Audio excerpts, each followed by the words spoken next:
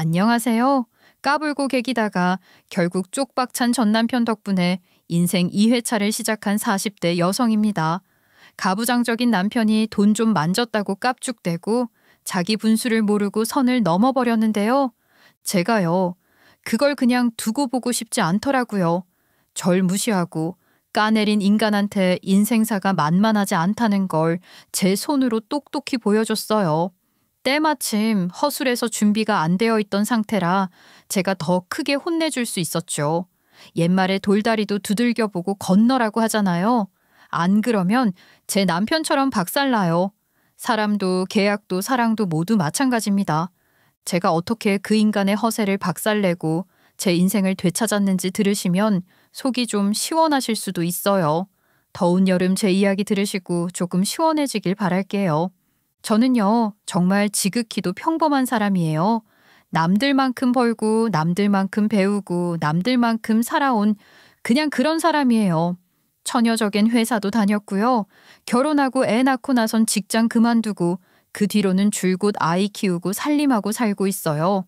애 둘 키우는 평범한 가정주부죠. 특별할 것도 드라마틱할 것도 없는 말 그대로 평범 그 자체예요. 남편은 겉으로 보기엔 착실한 사람이에요. 근데 늘 마음 한구석에 목마름 같은 게 있었어요. 제가 더 좋은 대학교를 나왔거든요. 그게 의식이 되는 건지 자기도 원래는 더 좋은 대학교에 갈 수 있었는데 그때 너무 안전하게만 지원해서 결국 기대보다 낮은 학교에 갔다고 하더라고요. 그런데 더 속상한 건 자기보다 성적 낮았던 친구가 더 좋은 대학에 붙었다는 거예요. 그 이후로 줄곧 그런 얘기를 했어요. 대학교를 괜히 그때 그렇게 갔다고 그 선택 하나가 자기 인생을 완전히 꼬이게 만들었다고요. 회사도 연봉도 지금 자기가 사는 삶 전반이 다 그때 대학 잘못 간 탓이라고 하면서요. 자꾸 예시를 후회하면서 마치 지금 이 삶이 전부 그때 그 결정 때문인 것처럼 불만을 달고 살았죠. 그 인간과 저는 직장 다닐 때 소개팅으로 처음 만났어요. 솔직히 저는 처음엔 좀 긴가민가 했거든요. 딱히 끌리는 것도 없고 확 좋은 부분도 없고요. 근데 그 사람은 제가 좋은지 꽤 열심히 쫓아다녔어요.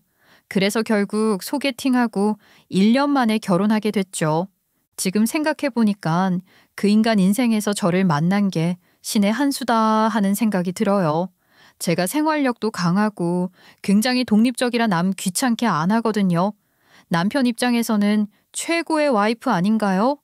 게다가 사실 말은 안 했지만 저희 집 재산도 많아요. 아빠가 일찍 돌아가셨지만 아빠가 남겨주신 게 많았거든요. 건물도 있고 아파트도 있고요. 엄마가 다 가지고 계셔서 저희 건 아니지만 근데요, 저희 엄마 아빠는 어렸을 적부터 정말 검소하게 사셨어요. 그래서 저희 집이 그렇게 넉넉한지도 모르고 컸어요. 방이 3칸이었는데요. 엄마가 보일러값 아낀다고 2칸만 썼어요. 그래서 저랑 제 동생은 대학생 때까지 늘 한 방에서 같이 지냈고요. 차도 기본 20년은 탔던 것 같아요. 그러다 고장이 나서 정비소에 갔더니 더 타면 차 터질 수도 있어서 목숨이 위험하다는 말 듣고 나서야 아빠가 큰맘 먹고 바꾸셨는데요. 그 차도 아반떼 중고였어요. 옷은 뭐 말 안 해도 아시겠죠. 저는 어디서 물려받은 옷만 입었고요. 제 동생은 또 제가 입던 거 물려 입었고요. 새 옷이라고 해봐야 명절 때 한 벌, 그것도 시장표였어요. 그래서 그때는 저희 집이 정말 가난한 줄 알았어요. 있는 사람이 더 한다는 말이 딱 저희 부모님을 두고 하신 말 같더라고요. 그렇게 절약하며 사신 부모님이지만 먹는 건 절대 아끼지 않으셨어요. 성장기라고 매 끼니 고기를 챙겨주셨고 공부에 대한 지원도 아낌 없으셨어요. 저랑 제 동생은 공부도 잘했어요. 전교 1등은 기본이었고 결국 나란히 좋은 대학에 진학했죠. 그런데 가만히 생각해보니까 엄마가 식비랑 학원비는 아끼지 않았잖아. 학원비는 왜 그렇게 팍팍 써준 거야? 너네가 공부 못했으면 안 보냈지. 근데 엄마가 보니까 싹이 보이더라. 그래서 더 하라고 한 거야. 엄마도 쓸 땐 써. 진짜 저희 부모님은 딱 필요한 데만 돈을 쓰셨어요. 먹이고 공부시키는 데는 아낌이 없었지만 그 외엔 정말 철저하셨어요.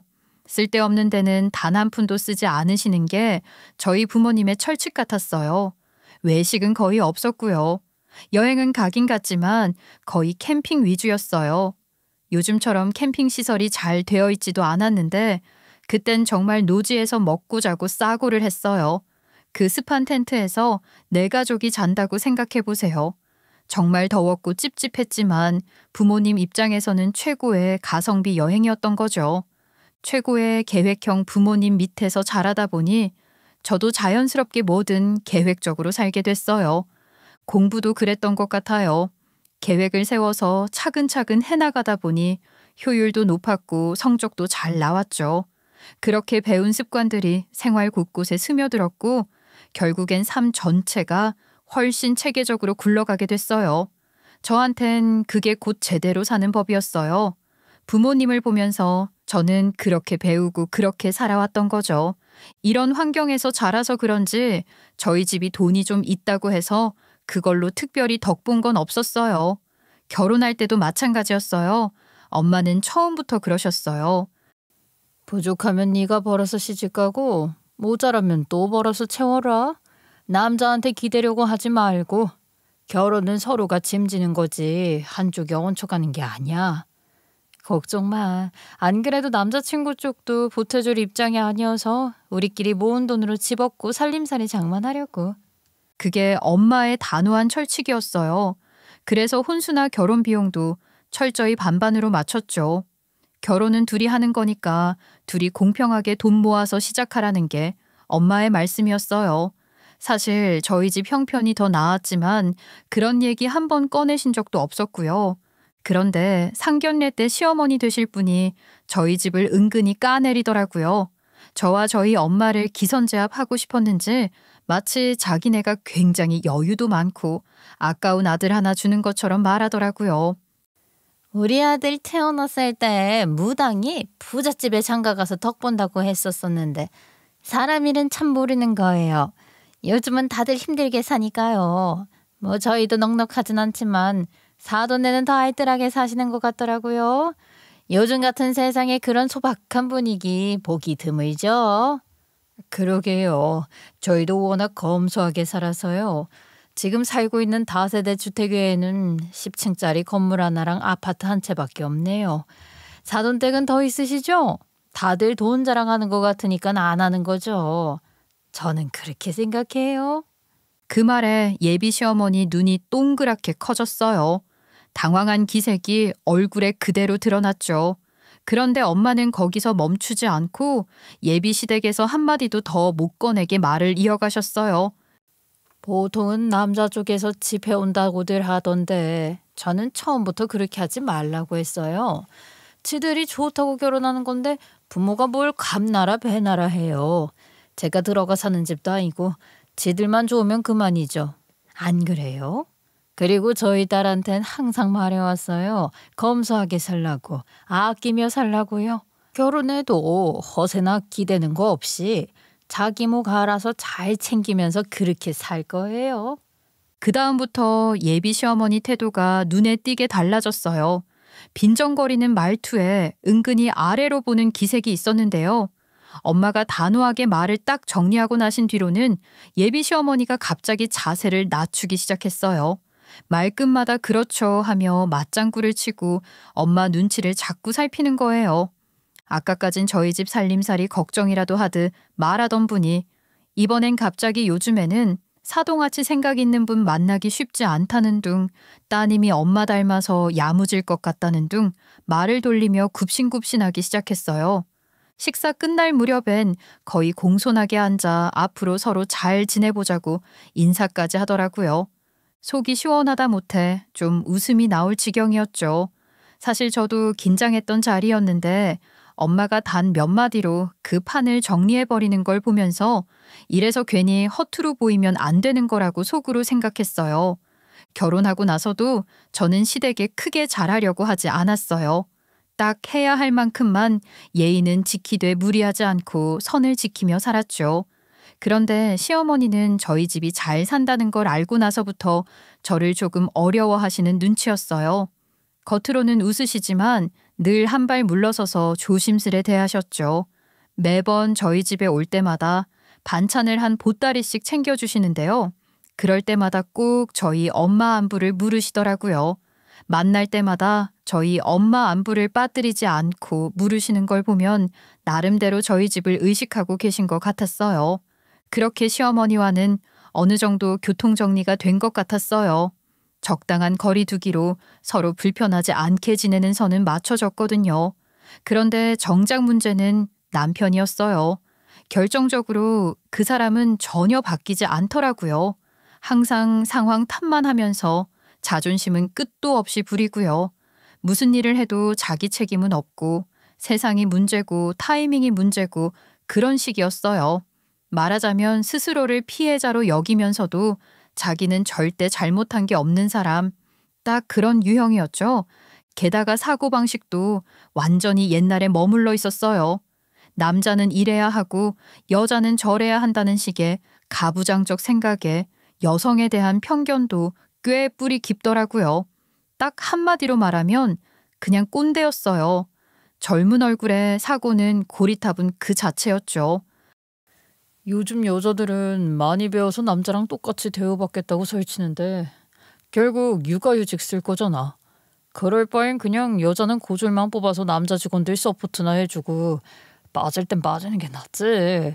괜히 직급만 차지하고 경쟁만 부추기고 진짜 골치 아프다니까. 지금 뭐 나들으라고 하는 소리야? 당신 와이프인 나도 고학력에 육아휴직 중이야. 그럼 나도 그냥 고졸로 서포트만 하다 빠졌어야 했단 얘기야? 진짜 어디 가서 그런 말 함부로 하지 마. 요즘 누가 그렇게 생각해. 이상하게 보고 왕따 당하기 딱 좋아. 요즘 세상에 정상인이 없다고 그 사람은 그런 말을 입에 달고 살아요. 정작 본인은 자기가 유일한 정상인이라고 믿고 있는 전형적인 비정상이에요. 세상 기준은 안중에도 없고 자기 틀에서 조금만 벗어나면 다 이상하대요. 결국 본인만 정답이고 나머진 전부 틀렸다는 식이죠. 아무튼 저는 이런 남자와 살고 있었어요. 아무튼 그래도 결혼했으니 살아봐야죠. 이런 남편이라도 함께 꾸려가야 한다고 생각했어요. 딱히 이혼할 만큼 결정적인 사유가 있었던 것도 아니었고 그냥저냥 참고 맞춰가며 살았죠. 아이를 낳고 나선 다니던 회사에서 육아휴직을 쓰다가 결국엔 퇴사하고 전업주부가 됐어요. 그렇게 집안일하고 아이 키우며 지내던 중이었죠. 어느새 아이들도 많이 커서 둘째까지 다 학교에 다니게 된 해였어요. 저도 정신없이 집안일과 아이들 케어하며 바쁘게 지냈었는데요. 남편은 중소기업에 다니고 있었는데 그해 회사가 망했어요. 예전부터 경영이 불안하긴 했지만 마지막 달엔 월급이 밀렸고 그 다음 달부터는 사장이 연락두절되었어요. 돈도 안 주는 회사, 거길 나가면 뭐해요? 다른 직원들은 이미 다 노동부에 신고하고 각자 갈 길 찾아 나섰죠. 괜히 의리 지킨다고 남아있다가 시간만 낭비하고 손해만 더 보는 상황이었어요. 하지만 남편은 이직이 좀처럼 잘 되지 않았어요. 가까스로 면접을 보고 들어간 곳은 예전 회사처럼 재정이 불안했고 조금 다니다가 결국 그만두더라고요. 그 다음엔 재정 상태는 괜찮은 회사에 들어갔는데 이번엔 일이 너무 많았어요. 남편이 책임감 있게 해보겠다고 며칠 동안 밤샘 근무를 이어가더니 어느 순간부터 아예 집에 들어오질 않더라고요. 하루는 퇴근한다고 전화가 왔는데 몇 시간째 집에 들어오질 않아서 불안한 마음에 직접 찾아가 봤더니 얼마나 피곤했으면 버스 정류장에서 자고 있더라고요. 그 모습 보는데 솔직히 안쓰럽기도 하고 한편으론 화도 나더라고요. 결국 저는 그 회사는 그만두는 게 맞겠다고 판단했고 남편에게 그렇게까지 하면서 다닐 필요는 없다고 말했어요. 그래서 남편도 그 회사를 그만두게 됐고 그 이후로는 이직 자체가 거의 불가능했어요. 이력서를 내도 연락이 없고 면접 기회조차 좀처럼 오지 않았죠. 그맘때쯤 저희 친정엄마는 신축 아파트 앞에 있는 꼬마 빌딩 1층에 한 호실을 매입하셨어요. 김서방은 아직 취업 소식 없어? 이럴 때 이런 말해서 좀 그런데 엄마 오늘 상가 하나 샀어. 신축 아파트 바로 앞에 있는 건데 근처에 초중고 다 있고 10분 거리엔 회사들도 좀 있더라고. 그 상가가 지하철 가는 길목에 있어서 유동인구가 꽤 많어. 자리가 좋아 보여서 투자 목적으로 한호실 매입했지. 그래? 아유 엄마 정말 잘 됐다. 그러면 뭐 세입자만 들어오면 되겠네? 나도 돈만 있으면 사는 건데 아쉽다. 엄마 축하해. 엄마에게 그 소식을 들었을 때 저는 그냥 축하만 했어요. 좋은 자리를 잘 잡았다 싶었고 세입자만 잘 들어오면 되겠다고 생각했죠. 그런데 남편은 전혀 다른 반응을 보이더라고요. 제 말이 끝나기도 전에 눈을 반짝이며 이렇게 말했어요. 여보, 장모님 그 상가에 아직 세입자 들어오지 않았다면 내가 들어가도 될까? 나 거기서 장사해보고 싶어. 그 자리에 분식집 차리면 대박 날 것 같은데. 솔직히 그런 자리는 남 주기 아깝다.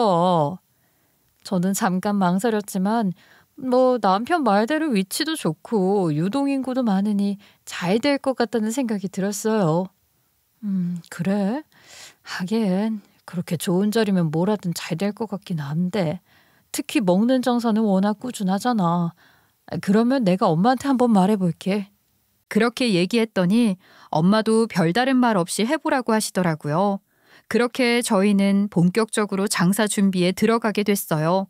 그런데요, 저희 남편은 요리라고는 라면밖에 끓여본 적이 없는 사람이었어요.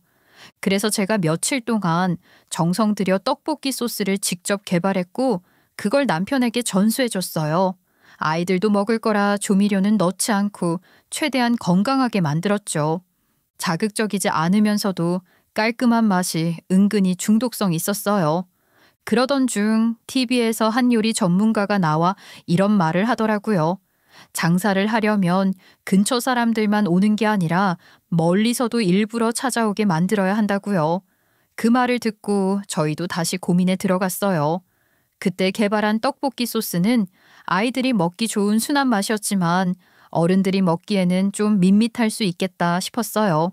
그래서 어른들 입맛에도 맞는 매콤하면서 감칠맛 나는 버전도 따로 개발하기로 했죠.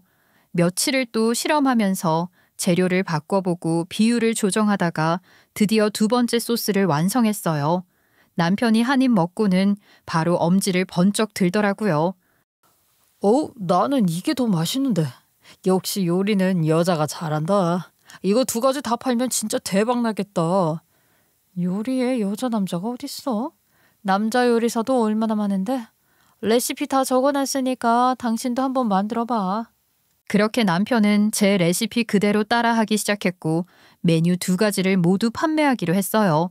사업자 등록도 마치고 필요한 서류들도 정리해서 본격적인 장사 준비에 들어갔습니다. 떡볶이뿐만 아니라 순대, 어묵, 튀김까지 함께 팔기로 했어요. 이왕 하는 거 분식의 기본 메뉴는 다 갖추자는 생각이었죠. 역시나 자리가 좋아서였는지 장사는 예상보다 훨씬 잘 됐어요. 정말 대박이라는 말이 딱 어울릴 정도였죠. 오다 가다 들른 학생들이 간단히 요기하기에 딱 좋은 위치였고 근처 회사 다니는 직장인들도 퇴근길에 한 접시씩 사가곤 했어요. 심지어는 소문 듣고 저 멀리서 일부러 찾아와 줄 서서 먹는 손님들도 생겼고요. 맛도 맛이지만 위치와 분위기 그리고 정직한 재료 덕분에 금세 단골이 생겼고 문 열기 전부터 기다리는 손님도 생겼어요. 처음엔 그저 남편 일자리 걱정하다 시작한 일이었는데 생각보다 훨씬 빠르게 자리를 잡아갔죠. 그 결과는 기대 이상이었어요. 첫 달 순수익이 무려 1,000만 원이었고 그 다음 달부터는 매출이 점점 더 늘어나기 시작했어요. 손님은 끊이지 않았고 메뉴는 입소문을 타면서 동네에서 알아주는 맛집이 되어갔죠. 장사란 게 원래 들쭉날쭉하다고들 하지만 저희는 달마다 꾸준히 성장하는 게 눈에 보였어요. 처음엔 생계 걱정 때문에 시작한 일이었는데 어느 순간 남편이 다시 살아나는 게 느껴졌어요. 이 일이 자신감을 주기 시작한 거죠. 남편이 가게에서 장사를 시작했을 때도 저는 여전히 전업주부였어요. 애들이 아직 초등학생이라 하루가 어떻게 가는지도 몰랐죠. 요즘 아이들 얼마나 일찍 집에 오는지 아세요? 오후 1시쯤이면 학교에서 돌아와요. 그때부터 간식 챙겨주고 학원 픽업하고 데려다주고 또 데리러 가고 집에 오면 숙제 봐주고 챙겨줄 게 한두 가지가 아니었어요. 그러다 보면 어느새 저녁 시간이 훌쩍 지나 있고요. 그러니 남편 가게 일은 도와줄 여력조차 없었죠. 저도 하루가 너무 빠듯했거든요. 그렇게 남편은 가게를 혼자 운영했고 저는 집에서 아이들 챙기느라 정신없이 살았어요. 그런데요, 어느 날 남편이 퇴근 후 집에 돌아와서 저한테 정말 어이없는 말을 하더라고요. 당신도 좀 갖고 맨날 집에만 있다고 너무 막 사는 거 아니야? 머리는 늘 묶고 있고 화장도 안 하고 옷도 맨날 그 티셔츠 하나 돌려 입고 내가 집에 들어올 때마다 깜짝깜짝 놀란다니까. 아니 갑자기 왜 이래? 언제는 여자들 꾸미고 다니면 뭐 남자 꼬시러 다니는 것 같다고 싫다고 했었잖아. 그리고 집에 있는데 뭘 갖고? 아무리 그래도 그렇지. 맨날 목 축 늘어난 티셔츠에 집에서 누워만 있고. 돼지야? 네, 저 그냥 평범한 아줌마입니다. 집에서는 누구나 편한 옷 입잖아요. 목 늘어난 티셔츠 버리기 아까워서 집에서 입고 있는데요. 하루 종일 애들 챙기고 빨래하고 밥하고 뒷정리하고 옷에 힘줄 여유가 어디 있나요? 그리고 집에서 누가 화장하고 예쁘게 입고 있어요. 목 늘어나고 유행 지난 티셔츠 입죠. 안 그래요? 밖에 나갈 땐 저도 꾸며요. 원피스도 입고 화장도 하고 깔끔하게 다듬고 나가요. 남한테 신뢰되는 모습으로 다닌 적 없어요. 그런데 집에서 잠깐 편하게 있는 걸 두고 돼지라고요? 그 말 한마디가 너무 모욕적이었고 너무 상처였어요. 그 뒤로도 남편은 몇 번이나 저한테 비슷한 말을 했어요. 처음엔 그냥 넘겼지만 계속 반복되니까 저도 참다 얘기했죠. 한 번만 더 그런 말 하면 나도 가만 안 있을 거라고요. 그랬더니 그제야 조용해지더라고요. 도대체 이 사람이 갑자기 왜 이러나 싶었어요. 그러던 어느 날이었어요. 남편 퇴근이 10시인데 12시가 넘어서까지 계속 통화를 하는 거예요. 무슨 일 있어? 누구랑 그렇게 오래 통화를 해? 꽤 심각해 보이는데. 혹시 뭐 가게에 무슨 일 있어? 아니, 우리 가게 2호점 내자는 얘기 좀 하고 있었어. 이참에 본격적으로 프랜차이즈 떡볶이집으로 키워보려고. 정말? 장사 잘 되는 건 알겠는데 이제 막 자리 잡은 거 아니야? 벌써 2호점 얘기가 나와? 요즘 2호점 내고 싶다는 사람이 종종 연락 와. 그동안 반응도 괜찮고 메뉴도 자리 잡은 것 같고 지금 아니면 진짜 타이밍 놓칠 것 같아서 그래. 아예 판을 키워볼까도 생각 중이고. 그날 이후로 남편은 점점 더 바빠졌어요. 2호점 준비를 한다면서 하루가 멀다 하고 가게 자리를 보러 다니고 사람 만나고 서류 챙기고 머릿속은 온통 장사 생각뿐인 것 같았어요. 문제는 그때부터였어요. 가족과 보내는 시간이 눈에 띄게 줄어들었어요. 처음엔 바쁘니까 그렇겠지 하고 이해하려 했지만 나중엔 아예 저희랑 마주 앉아 밥 한 끼 먹는 것도 어려워졌어요. 남편은 점점 집에 잘 들어오지도 않았고 들어와도 말 한마디 없이 씻고 바로 자버리기 일쑤였어요. 그렇게 집에서는 그저 잠만 자는 하숙생 같은 존재가 되어갔어요. 저는 사실 괜찮았어요. 남편이 바쁜 건 오히려 다행이라 생각했어요. 밖에서 정신없이 일하는 게 100번 낫다고 여겼거든요. 그런데 안쓰러운 건 아이들이었어요. 하루에 한 번 얼굴도 못 보는 날이 다반사였고 자는 아이들 이마 한 번 쓰다듬어 주지 못하는 아빠를 바라보는 그 눈빛이 너무 안쓰러웠죠. 그래서 남편에게 좀 더 가정에 신경 쓰라고 말을 꺼냈어요.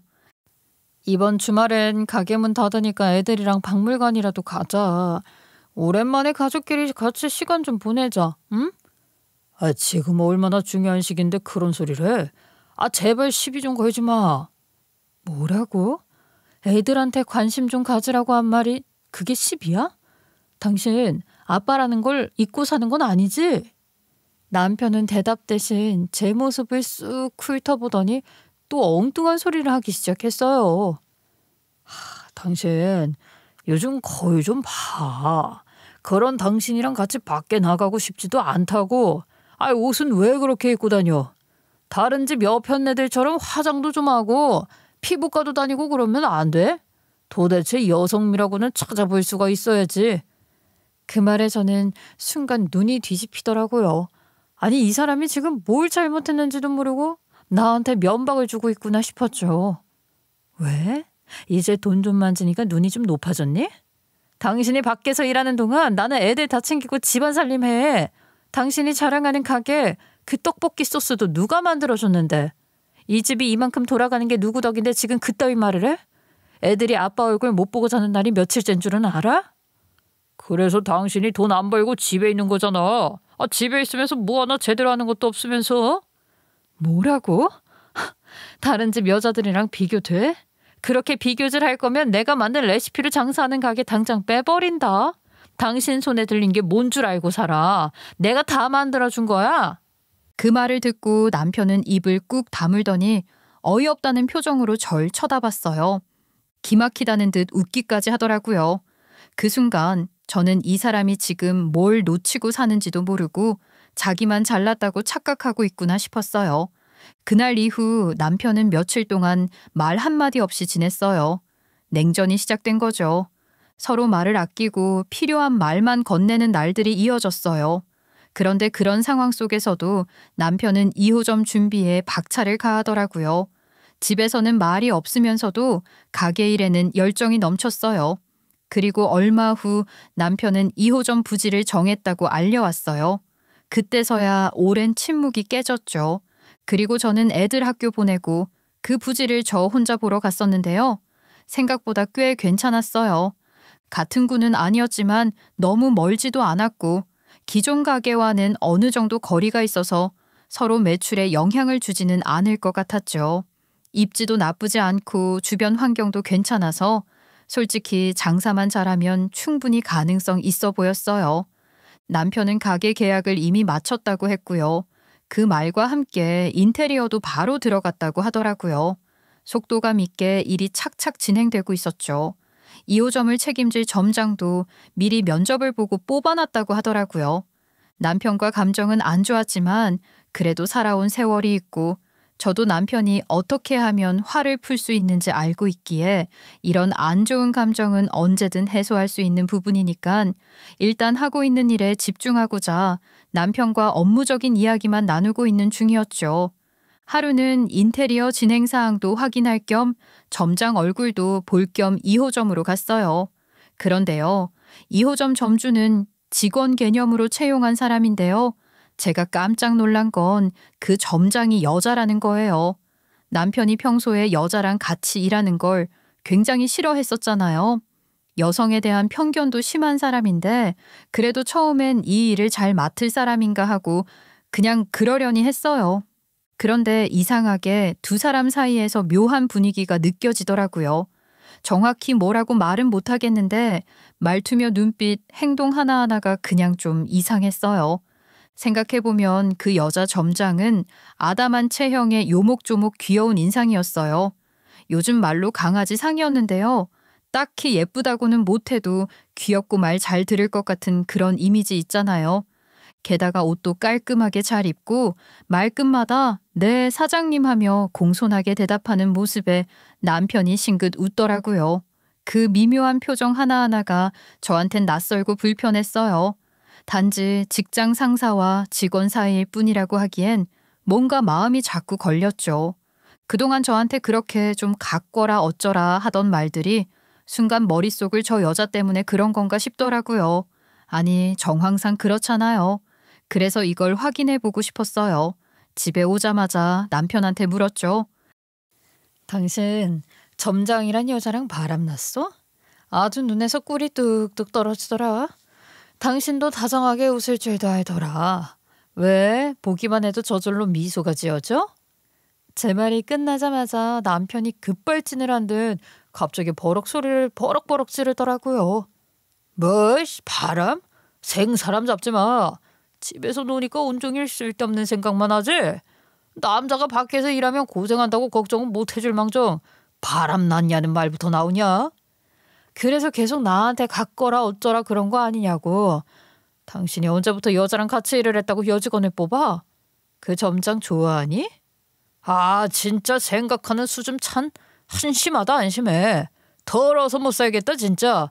하는 말마다 아주 저질이야. 역겹다고. 그러더니 방문을 쾅 닫고 들어가 버렸어요. 안에서 혼자 씩씩대며 문을 벌컥벌컥 여닫고 그렇게까지 화내는 모습은 저도 처음 보는 거라 순간 저도 좀 위축됐어요. 무섭기도 했고요. 그날 이후로 우리 사이엔 다시 차가운 침묵만 남았어요. 눈은 마주쳐도 대화는 없고 말 한마디 없이 하루가 흘러갔어요. 그렇게 일주일이 지났어요. 그날은 2호점 오픈 날이었죠. 아이들 학교 보내고 나서 저도 식탁에 앉아 아침을 먹고 있었어요. 그런데 남편이 말도 없이 다가오더니 식탁 위에 봉투 하나를 툭 던지고는 말없이 서 있더라고요. 무슨 서류인가 싶어 열어봤는데요. 그 안에는 합의이혼 서류가 들어있었습니다. 그리고 남편은 마지막에 믿기 힘든 말을 덧붙였어요. 입에서 나오는 말 하나하나가 사람으로서 할 수 있는 최악의 말들이었죠. 계좌 확인해봐. 싹 넣어놨어. 네 엄마 덕 좀 보일 줄 알았는데 할매가 돈 꽁꽁 싸매고 죽을 건가? 죽을 날만 기다리다가 내가 먼저 죽겠네. 됐고, 원래 1호점짜리가 3억짜리였잖아. 이자까지 쳐서 4억은 좋게 넣어놨으니까 1호점 명의 넘겨라. 바로 도장 찍으라고 이년아. 뭐라고? 당신 지금 뭐라고 했니? 지금 우리 엄마 얘기하는 거야? 나보고 지금 2년 전년이라고 했고? 그래, 맞다. 대체 누가 너 같은 여자를 데리고 살아? 난 이제 갈 거니까 그 돈 받고 가게 명의 넘겨. 그럼 우리 정산 끝난 거다. 내가 뭘 그렇게 잘못했다고 이혼이야? 당신 진짜 바람났지? 그 여자야? 나 진짜 말귀를 못 알아듣네. 너처럼 남편 일일이 의심하고 아무 짝에도 쓸모없는 년이랑은 더는 못 살겠다고. 이혼하자고. 그래, 애는 네가 키워라. 양육비는 줄 테니까 걱정 말고. 그 순간이었어요. 제 안에서 뭔가가 뚝하고 부서지는 소리가 났어요. 가슴이 찢어지거나 눈물이 쏟아지는 그런 감정이 아니라 눈이 확 돌아버리더라고요. 이 인간을 당장이라도 부셔버리고 싶다는 생각만 가득했어요. 말 그대로 피가 거꾸로 솟는다는 말을 그날 처음 제대로 느꼈어요.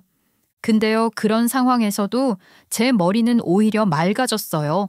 순간적으로 계산이 아주 착착 되더라고요. 제가 법대를 나왔거든요. 계약서, 명예, 소유권, 법적 책임 같은 것들, 그동안 배운 것들이 머릿속에서 퍼즐처럼 맞춰졌어요. 이 인간 법적으로 어떻게 조여 들어가야 하는지 너무 잘 알겠더라고요. 이 싸움에 감정에만 휩쓸리면 안 되겠다 싶었어요. 이건 감정 싸움이 아니라 법과 증거로 짓밟아야 할 문제니까요. 그래서 그 자리에서 바로 마음을 굳혔어요. 이 인간을 끝까지 끌어내릴 수 있는 방법을 생각했어요. 계약서 안에 어떤 조항이 있는지, 명의는 누구 앞으로 되어 있는지, 유책 사유를 어떻게 입증할 수 있을지, 남편이 노렸던 저희 엄마 재산이요. 오히려 그 욕심이 그 인간의 발목을 잡게 만들 생각이었어요. 대체 어디서 감히 처가에서 장사할 수 있게 기반부터 다 만들어줬는데 보답은커녕 저를 인연이라고 부르며 발로 짓밟아요. 누가 남편 같은 사람한테 기회를 줬고 누가 사람 만들어줬는지 까맣게 잊었나 보더라고요. 그날 저는 확실히 알았어요. 이 인간은 사람이 아니라 기생충이었다는 걸요. 지금 이 상황까지 저를 몰고 온 것도 모자라서 살게 해준 사람 앞에서 기어이 그 본색을 드러낸 거잖아요. 그날 저는 결심했어요. 이 인간을 뿌리째 흔들어서 사회적으로도 법적으로도 회복 불가능하게 만들겠다고요. 그게 그 인간이 저를 무시한 값이자 저를 건드린 대가가 될 테니까요. 사오, 그래. 고마워, 잘 받을게. 근데 말이지, 당신 곧 개털 될 텐데 아주 많이도 넣어줬네. 내가 왜 개털이 되냐. 앞으로 사무점 4호점 내면서 승승장구할 텐데. 이혼 서류에 도장이나 찍어. 바로 들고 갈 거니까. 그래, 찍어줄게. 자, 가져가. 그리고 이 집 내 명의인 건 알지? 그러니까 당신이 나가. 오늘, 지금, 당장. 그랬더니 그 인간은 진짜 짐 싸서 나가더라고요. 표정 하나 안 바뀌고 가방 들고 문 밖으로 나갔어요. 그날로 저희는 공식적으로 끝났습니다. 도장 찍힌 서류는 남편이 곧장 법원에 제출했다더라고요. 그리고는 아주 여유롭게 2호점 오픈하러 갔대요. 남의 돈으로 남의 인생 밟고 올라선 그 발걸음으로요. 저는요, 그 길로 엄마를 만나러 갔어요. 남편 가게의 원주인이 저희 엄마잖아요. 여러 가지 상의할 것들이 아주 많더라고요. 모든 자료를 함께 가지고 가서 엄마와 상의를 했습니다. 오늘 그 인간이 했던 말, 지금까지 저한테 보여준 태도, 사업과 합의 이혼 서류 전부 다 엄마한테 얘기했어요. 엄마는 듣자마자 입에서 욕부터 튀어나오더라고요. 손을 부르르 떨면서 그 인간 당장 찾아가서 멱살이라도 잡고 싶다고 하셨어요. 그러면서 하시는 말이 솔직히 그 인간이 딴 건 몰라도 계집질 하나는 안 할 줄 알고 결혼을 시켰던 거래요. 먹고 사는 건 저희가 알아서 하는 부분이라 생각했고요. 성격만 곱고 인간 됨됨이만 멀쩡하면 된다고 생각했는데 사람 보는 눈이 이렇게까지 틀릴 줄은 몰랐다고 하셨어요. 엄마는 한참을 그놈 욕으로 퍼부으시더니 이내 딱 잘라내듯 표정을 바꾸셨어요. 차분해지긴 했지만 눈빛은 완전히 냉정해져 있었죠. 아휴, 어떻게 곳에 4억을 만들었대니? 어디서 빌린 거야? 대출이야? 그 돈 어디서 났는지 물어봤어? 그건 나도 몰라. 근데 중요한 건 내 통장에 정확히 4억이 들어왔다는 거야. 그리고 그 인간이 그 돈 주는 대신 1호점 명의 바꿔달라는데 나 이거 절대 들어줄 이유 없잖아. 당연하지. 명의는 나야. 어디서 돈 몇 푼 가지고 살치고 있어. 지가 얼마나 대단하다고. 아이고 내가 이놈을 그냥 확. 엄마 앞으로가 진짜 중요해. 엄마 나 이 새끼 엿먹일 방법 다 생각해놨거든. 이제부터 하나씩 시작하려고 해. 그래서 엄마 도움도 필요해. 저는 엄마와 상의한 뒤 전 남편을 제대로 엿먹일 구체적인 계획을 하나씩 세워나갔어요. 가슴은 아직 분했지만 이젠 그 감정을 모아서 법으로 조지는 시간으로 활용하려고요. 엄마는 단호하셨어요. 곧바로 변호사를 찾아가 가게에서 퇴거를 요구하는 내용 증명을 보냈습니다. 가게 명의는 애초에 엄마 거였잖아요. 그 인간이 제대로 된 계약서 하나 없이 고장말 몇 마디 믿고 장사를 해온 그 무책임한 태도가 이제야 그대로 부메랑이 된 거죠. 그동안 이렇게 무료로 터잡고 장사할 수 있게 한 걸 고마워할 줄은 모르고 그 마음을 돈으로 계산하려 들다니요. 게다가 은근슬쩍 가게 명의까지 요구했던 그 뻔뻔함을 이제부터 하나하나 법적 절차로 정리해줄 차례였어요. 권리 하나도 없는 주제에 가게가 잘 되니까 잘난 척은 혼자 다 하던 사람인데 이제는 그만 쫓아낼 때가 됐죠. 변호사가 서둘러 문서 작업을 마쳐줘서 다음 날 바로 그 인간한테 이혼 소송 서류가 송달됐어요. 서류를 받고 나서인지 곧바로 전화가 걸려오더라고요. 뭐야 지금 장난해? 내가 4억 보냈잖아. 1호점 명의 넘기라고. 내용 증명 뭔데? 그 가게 명의가 내 이름이던가? 우리 엄마 거잖아. 나도 궁금해서 물어보는 건데. 도대체 그 돈을 왜 나한테 보낸 거니? 지도 이상했는지 제 말에 대답도 못하고 그 인간은 전화를 끊어버렸어요. 그러더니 기가 막히게도 곧바로 저희 엄마한테까지 전화를 했다더라고요. 무례한 말투로 적반하장으로 소리소리를 질렀대요. 하지만 저희 엄마는 눈 하나 깜짝 안 하고 딱 잘라서 계약서도 없으니 이제 그만 불법 점유하고 나가라고 말했대요. 전 남편은 자기는 가게 인수할 돈을 저한테 줬다고 이것 법적으로 처리할 수 있는 부분이라고 우겼다는데요. 아마 어디서 들었나 봐요. 돈을 보낸 기록만 남기면 뭐든 유리해질 거라고요. 근데 그건요. 본인 명의의 가게일 때나 통하는 얘기예요. 그 가게는 제 것도 아니고 완벽히 엄마 명의인데요. 그 돈을 왜 저한테 보내요? 진짜 웃기지도 않죠. 치밀하게 판을 짠 것처럼 보였지만 정작 기본도 안 된 사람이었어요. 전 남편에게 1호점은 단순한 가게가 아니었어요. 남편이 만든 떡볶이를 체인화하기 위해서는 무조건 1호점이 있어야 했고요. 그것뿐만 아니라 상징적인 의미가 컸죠. 처음 시작한 자리였고 장사를 하면 자리는 이동하지 말라는 말이 있잖아요. 그러니까 목숨 걸고 지키려고 하더라고요. 그래서인지 절대 그 가게를 뺄 수 없다는 태도를 고수했어요. 심지어는 임대차 계약서조차 없는데도 제 통장에 4억 원을 입금한 걸 근거 삼아서 자기는 책임을 다했다고 계속 우겼어요. 법적으로는 말도 안 되는 얘기였고 저희 엄마도 그걸 너무 잘 알고 계셨죠. 저희 엄마는 전 남편에게 수차례 나가라고 요구했어요. 하지만 전 남편은 말이 통하지 않았어요. 나중엔 배째래요. 결국 저희 엄마는 더는 협의로 해결될 수 없다고 판단했고 민사소송 절차에 들어갔어요. 건물 인도 청구 소송을 제기한 거예요. 이건 부동산의 실소유자가 해당 부동산을 부당하게 점유하고 있는 사람에게 퇴거와 반환을 청구하는 법적 절차예요. 이 경우처럼 임대차 계약이 없고 점유자가 계약서를 제시하지 못하면 법원에서는 무단 점유로 판단하게 되는 거죠. 하지만 전 남편은 법원의 인도 명령이 떨어졌음에도 끝까지 버텼어요. 나는 돈을 냈다. 이건 내 권리가 있다는 말만 반복하면서 정당한 법적 절차마저 무시하려 들었죠. 결국 저희 엄마는 강제 집행을 신청할 수밖에 없었어요. 소유자의 권리를 되찾기 위한 마지막 수단이었죠.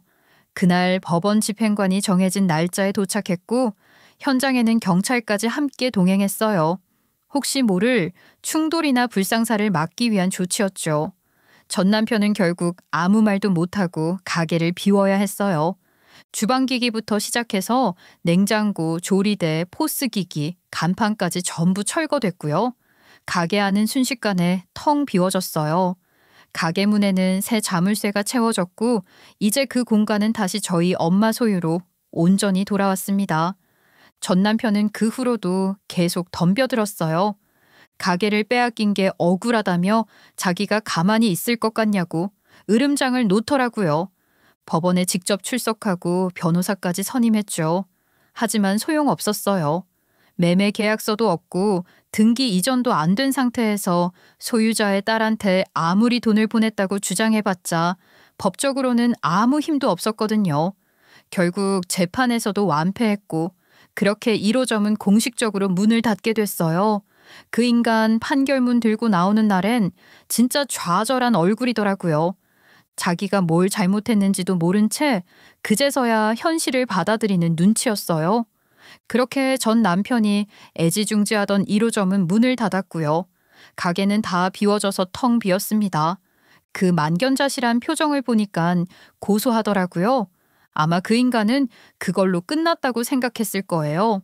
그런데요, 제 진짜 복수는 지금부터가 시작이에요. 참고로 전 남편이 제 통장으로 보냈던 4억 원에 대해서도 변호사에게 상담을 받았어요. 변호사는 그 돈은 어떠한 효력을 내는 돈이 아니고 그저 결혼 생활 중 남편이 아내에게 보낸 4억 원일 뿐이라고 하더라고요. 그래도 혹시나 해서 저는 증여세도 제대로 신고하고 납부했어요. 언제 어디서 뭐라 해도 법적으로 떳떳하게 하려고요. 그리고 저는 조용히 또 다른 계획을 세우기 시작했어요. 전 남편은 법원의 판결로 1호점에서 강제로 퇴거당하면서 더 이상 그 자리를 점유하거나 영업할 수 없는 처지가 됐잖아요. 그 빈자리를 제가 채우려고요. 저는 바로 엄마와 정식으로 임대차 계약서를 체결했고 새로운 사업자 등록증도 제 이름으로 냈습니다. 그런데 여기서 중요한 포인트가 하나 더 있었어요.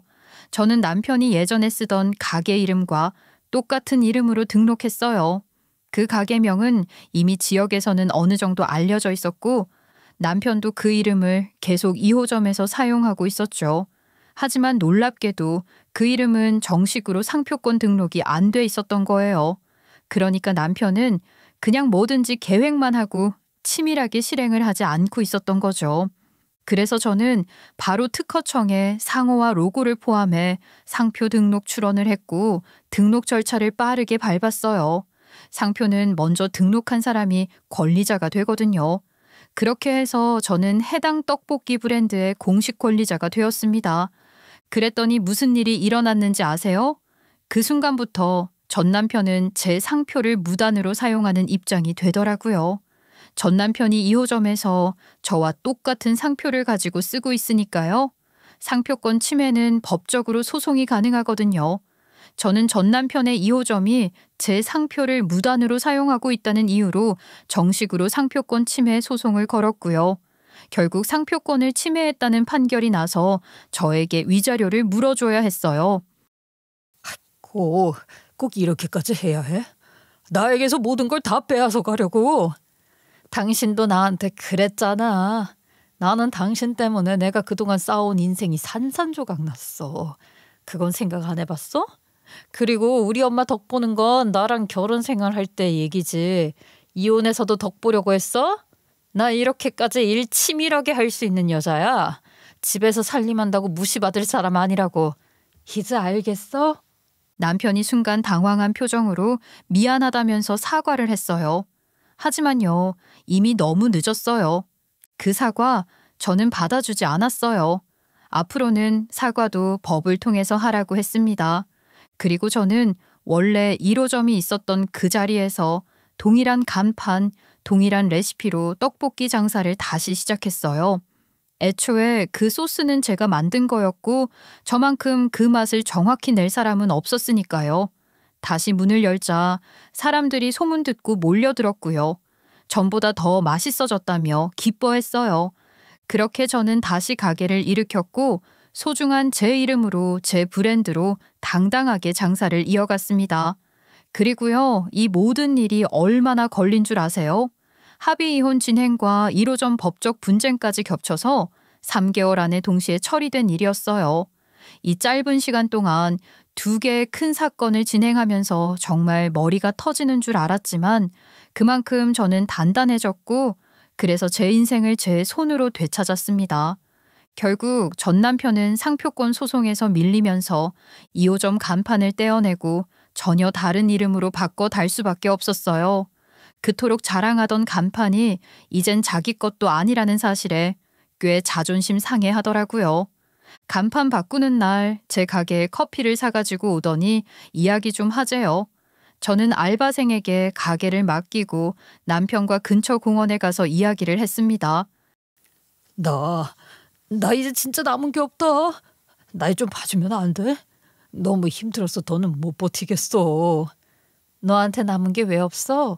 그 여자 있잖아. 상간녀인지 뭐 어떤 사이인지는 모르겠지만 당신 그 여자 좋아서 나한테 이런 거잖아.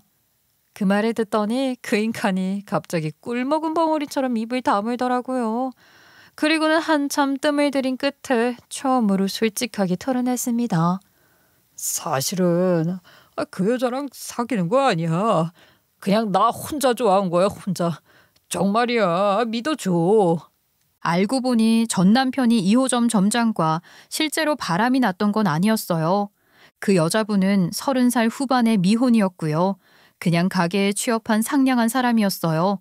게다가 예쁘고 일할 때 자기 말에 잘 반응해주고 싹싹하고 밝은 모습에 혼자 괜히 마음이 끌렸던 모양이에요.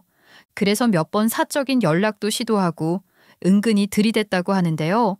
그 점장은 전혀 관심이 없었대요. 겉으로는 예의 있게 전 남편을 대했지만 계속 거리를 뒀고 결국엔 남자친구가 있다고 거절했다고 하더라고요. 그러니까 전 남편은 가정을 깨면서까지 자기 혼자만의 감정에 빠져 있었던 거죠. 돌이켜보면 어이없고 허무한 일이었어요.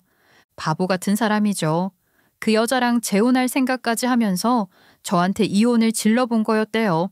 근데 정작 그 여자한테 남자친구가 있는지도 모르고 혼자 김칫국부터 마신 거였고요.